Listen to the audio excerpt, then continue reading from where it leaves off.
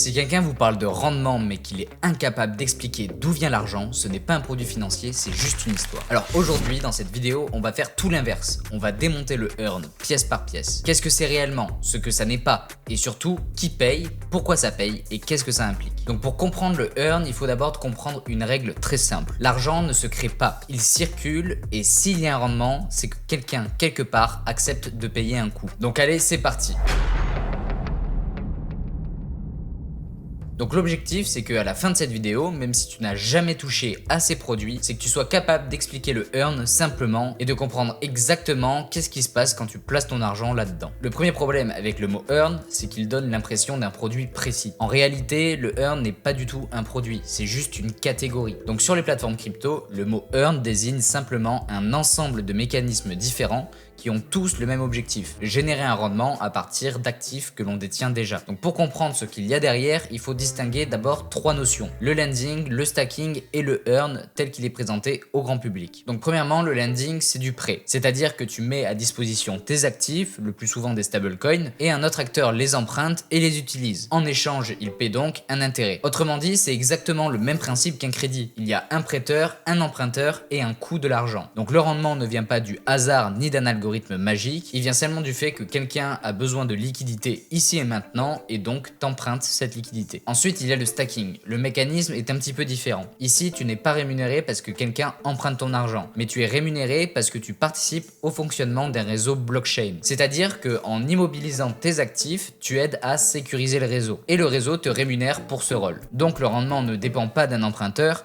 mais des règles du protocole. Et dans la majorité des cas, tu restes toujours exposé à la volatilité de l'actif qui est staké. Et enfin, il y a le earn, tel qu'on le voit sur les plateformes comme Bybit. Le earn, c'est juste une surcouche, une interface qui regroupe du lending, parfois du stacking, parfois des produits hybrides et qui simplifie l'accès à ces mécanismes. C'est pour ça qu'il faut être précis. Quand on parle de earn sur stablecoin, on parle dans la majorité des cas de lending. Pas de spéculation, pas de pari sur le prix, mais bien de la mise à disposition de liquidité contre un intérêt. Et donc pourquoi c'est important de comprendre ça? Parce que ça change complètement la manière dont on évalue le produit. On ne se demande plus est-ce que ça va monter, mais plutôt qui utilise cet argent et pourquoi est-il prêt à payer pour y accéder. Donc maintenant qu'on a posé ces définitions, on peut passer à l'étape suivante, c'est-à-dire suivre l'argent. D'où vient le rendement concrètement et qui le finance? Donc pour comprendre le rendement du earn, il faut arrêter de regarder le taux affiché et commencer à regarder les flux. Le principe de base, c'est que l'argent ne travaille jamais seul. S'il y a un intérêt versé, c'est qu'il y a une utilisation productive de cette liquidité quelque part dans le système. Donc suivons l'argent. Quand des stablecoins sont placés dans des produits earn, ils ne restent pas immobiles. Ils sont mis à disposition d'acteurs qui en ont un besoin immédiat. Et ces acteurs acceptent de payer un coût pour accéder à cette liquidité. Le premier groupe, ce sont les traders. Ils utilisent des stablecoins pour prendre des positions, faire de l'arbitrage ou gérer leur exposition au risque. Pour eux, le coût du capital qu'ils vont payer est un paramètre. Donc s'ils estiment générer un rendement supérieur à ce coût de l'emprunt, le prêt a du sens. Ensuite, le deuxième groupe, c'est les acteurs de marché, les market makers et les desks professionnels par exemple. Leur activité repose sur la liquidité. Donc sans capital disponible, ils ne peuvent pas intervenir efficacement sur les marchés. Le taux d'intérêt qu'ils paient est le prix de cette liquidité. Ensuite, le troisième élément, c'est la plateforme elle-même. Dans certains cas, une partie du rendement peut être complétée par la plateforme, notamment via des campagnes temporaires ou des mécanismes d'incitation purement commerciales. Donc ces compléments ne sont ni permanents ni garantis. Ils dépendent juste des conditions de marché et de la stratégie commerciale de la plateforme à un instant T. Donc le rendement du earn repose sur une chaîne économique. À la base, il y a un besoin de liquidité, au milieu des intermédiaires qui organisent l'accès à cette liquidité et à l'extrémité, un détenteur de capital qui accepte de le mettre à disposition. On peut voir ça comme une chaîne alimentaire financière où chaque maillon a un rôle précis. Et le rendement n'existe que parce que cette chaîne fonctionne. C'est pour ça qu'il faut poser une vérité simple qui est souvent oubliée, c'est que si tu touches un intérêt, ce n'est pas parce que le système est juste généreux,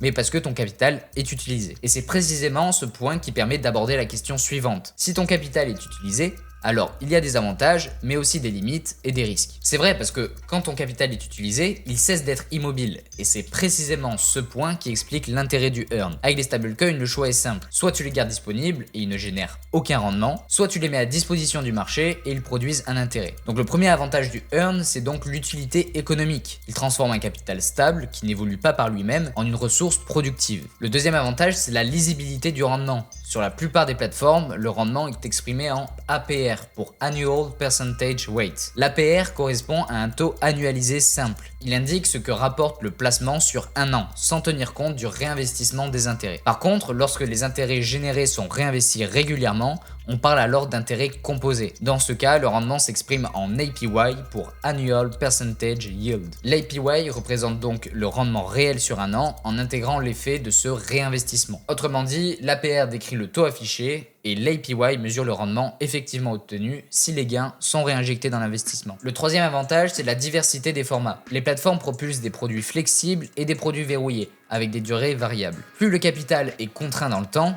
plus le rendement potentiel augmente. Il s'agit donc d'un arbitrage entre disponibilité et rémunération. Mais ces avantages ont aussi des limites. Dès que le capital est engagé, il n'est plus totalement disponible. Sur les produits verrouillés, il faut accepter une période d'immobilisation, et sur les produits flexibles, le rendement peut évoluer en fonction des conditions de marché. Donc le earn ne remplace pas une épargne de précaution. Il s'agit d'un outil d'optimisation destiné à des fonds dont on n'a pas besoin immédiatement. Et c'est exactement pour cette raison qu'il faut maintenant aborder le point central qui est que si le capital est utilisé, alors il existe des risques. Le premier, c'est le risque de plateforme.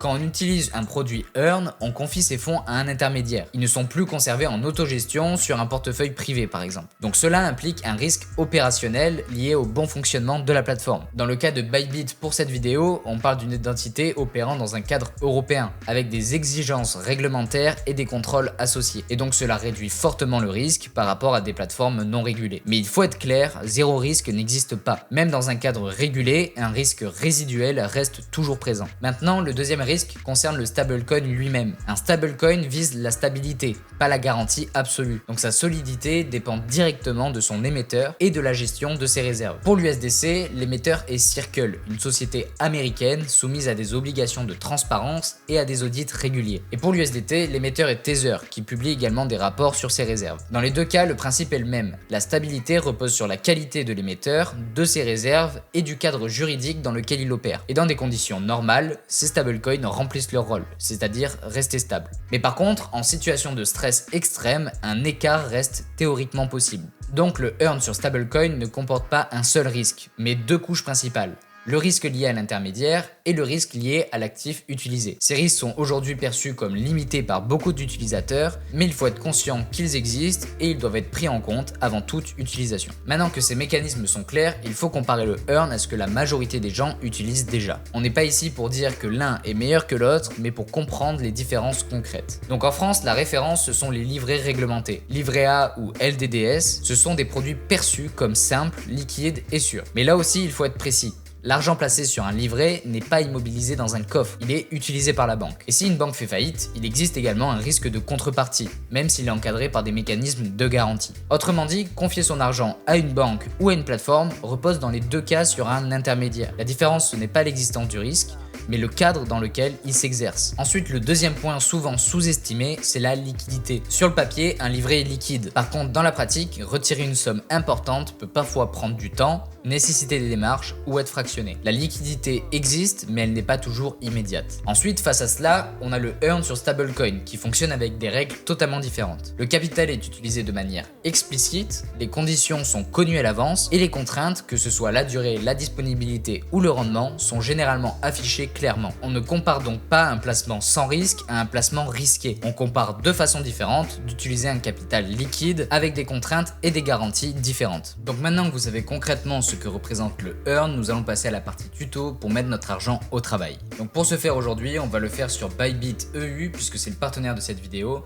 Et d'ailleurs, si tu n'as pas encore de compte, tu as un lien partenaire en description qui te permet d'obtenir jusqu'à 5000 $ de bonus lors de ton premier dépôt sur la plateforme. Donc une fois connecté à ton compte, tu arrives sur l'interface principale. En haut de l'écran, tu as un onglet Earn, te suffit de cliquer dessus. À l'écran, tu arrives maintenant sur la page Earn et ici, Bybit te présente l'ensemble des produits disponibles, classés par type d'actif. Tu peux voir plusieurs crypto-monnaies, mais dans cette vidéo, on va se concentrer sur les stablecoins parce que ce sont eux qui correspondent à ce qu'on vient d'expliquer. Par exemple, l'USDC ou l'USDT. Sur chaque ligne, tu vas aussi retrouver plusieurs informations importantes. D'abord, le rendement affiché, exprimé en APR. Ensuite, le type de produit, flexible ou verrouillé. Et enfin, les conditions principales comme la durée ou la disponibilité des fonds. Si je clique maintenant sur un stablecoin, par exemple l'USDC, J'accède aux détails du produit. À l'écran, Bybit m'indique clairement le rendement, le mode de calcul et les règles de fonctionnement. Je peux choisir entre un produit flexible où les fonds restent récupérables à tout moment selon les conditions, ou un produit verrouillé avec une durée définie à l'avance et généralement un rendement plus élevé. Une fois le produit choisi, il suffit d'entrer le montant que l'on souhaite placer et Bybit va afficher alors une estimation des intérêts générés, basée sur le taux actuel. Je vérifie une dernière fois les informations à l'écran, le rendement en APR, la durée si le produit est verrouillé et les conditions de retrait. Une fois que tout est clair, je valide. À partir de ce moment-là, les stablecoins sont placés dans le produit Earn sélectionné. Pour suivre le placement, il suffit ensuite d'aller dans la section dédiée au suivi de tes actifs. On peut y voir le montant placé, les intérêts générés et l'évolution du rendement dans le temps. Et c'est tout, il n'y a pas d'action supplémentaire à effectuer tant que le produit est en cours. Ce qu'il faut retenir, c'est que chaque information affichée à l'écran a un sens. Le rendement, la durée, la disponibilité. Rien n'est caché, mais tout doit être lu avant de valider. Donc pour résumer, le Earn n'est ni un miracle ni une arnaque, c'est seulement un mécanisme simple qui est de mettre à disposition une liquidité et être rémunéré parce qu'elle est utilisée. Donc si cette vidéo t'a mieux aidé à comprendre le sujet, dis-le moi en commentaire. Et surtout, dis-moi si tu veux que je fasse une prochaine vidéo sur des solutions de rendement directement on-chain, sans passer par une plateforme centralisée. Si tu veux aller plus loin dans la compréhension des mécanismes économiques en crypto, je t'invite aussi à regarder la vidéo où on parle du principe de buyback, pour comprendre comment les plateformes et les protocoles soutiennent la valeur de leurs tokens. Pense à t'abonner si ce type de contenu t'intéresse. Merci beaucoup d'être resté jusqu'ici, on se retrouve dans une prochaine vidéo, c'était Tom, ciao ciao.